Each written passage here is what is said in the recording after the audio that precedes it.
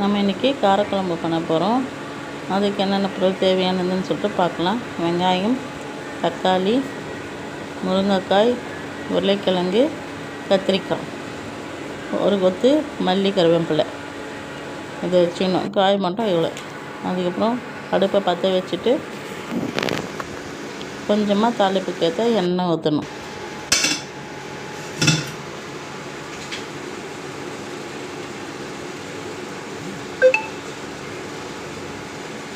எண்ணெய் ஓரளவுக்கு ஊற்றிட்டு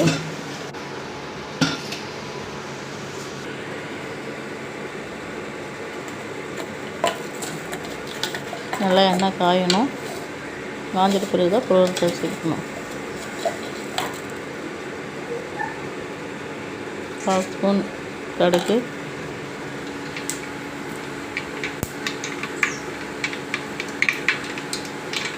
கடுகு நல்லா பொரியணும். 1/4 ஸ்பூன் வெந்தயமும் நல்லா பொரியணும். அடுப்பை சிம்மில் வச்சுக்கோங்க, இல்லைன்னா கருப்பாகிடும் வெந்தயம்னா. அதுக்கப்புறம் வெங்காயம் கட் பண்ணி வச்சு நீல வாக்கில் கட் பண்ணி வச்சுருக்கோம்ல, அந்த வெங்காயத்தை போடணும்.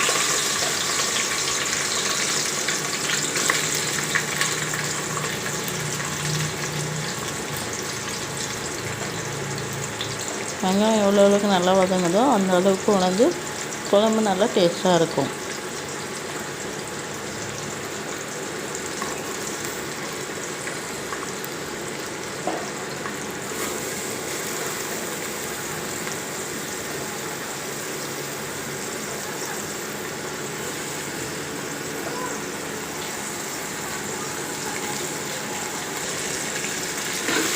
வெங்காயத்தை நல்லா வதக்கிடலாம். பொன்னிறமாக வதங்கணும் வெங்காயம்.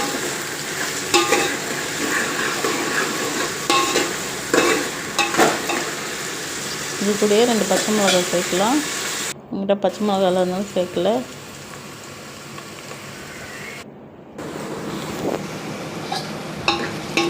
பொன்னிறமாக வதங்கிட்ட பிறகு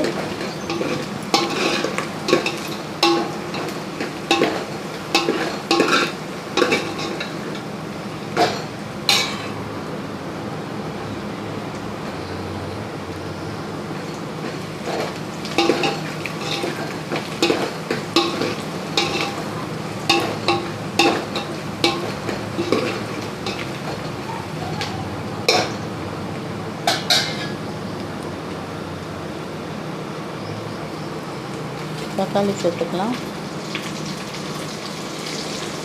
தக்காளி எப்பவுமே நான் விதையெல்லாம் எடுத்துகிட்டு தான் சேர்ப்பேன், விதையோடு சேர்க்க மாட்டேன்.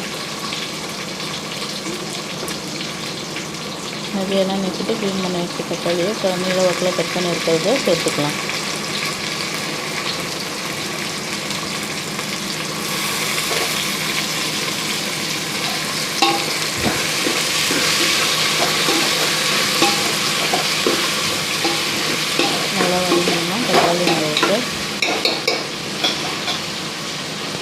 தக்காளி நல்லா வதங்கிறதுக்காக கொஞ்சோண்டு உப்பும் மஞ்சள்தூளும் சேர்க்கணும்.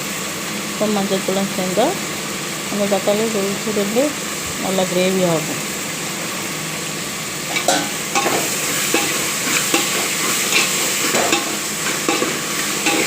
நல்லா வதக்கலாம்.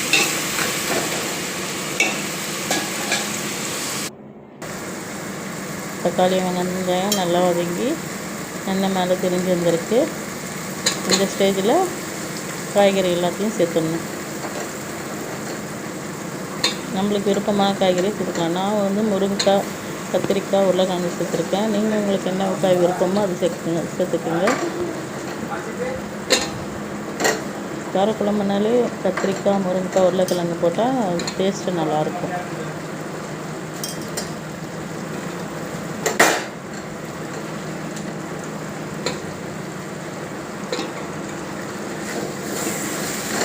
நல்லா வதக்கிடலாம்.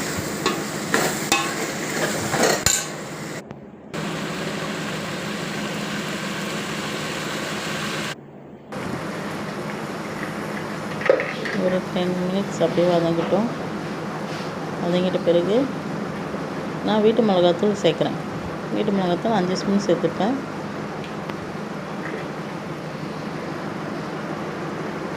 வீட்டில் அரைச்ச மிளகாத்தூள் மட்டும்தான் யூஸ் பண்ணுவேன். கடையிலலாம் வாங்க மாட்டேன் மோஸ்ட்லி.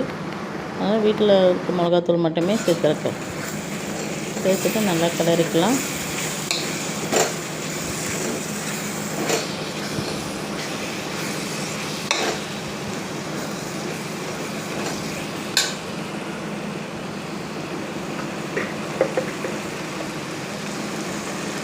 கிளறிட்டு காய் முங்குற அளவுக்கு தண்ணி ஊற்றணும்.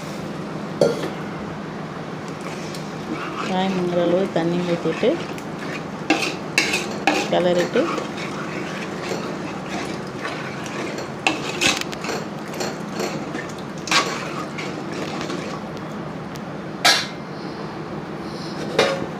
பாத்திரத்தை மூடி வச்சிடணும்.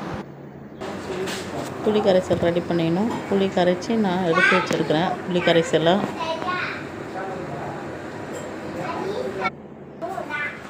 குழம்பு நல்லா கொதிக்கும் போது கொதிச்சிருக்க அந்த ஸ்டேஜில் புளி கரைசல் ஊற்றிடணும். புளி கரைசல் ஊற்றி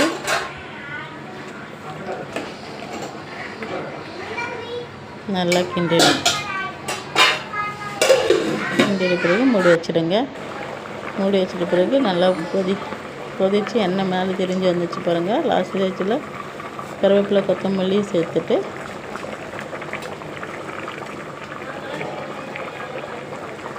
லாஸ்ட்டில் தான் கருவேப்பிலை கொத்தமல்லி சேர்க்கணும். அப்போ தான் வாசனையாக இருக்கும். சேர்த்துட்டு குழம்பு ரெடி ஆகிடுச்சு.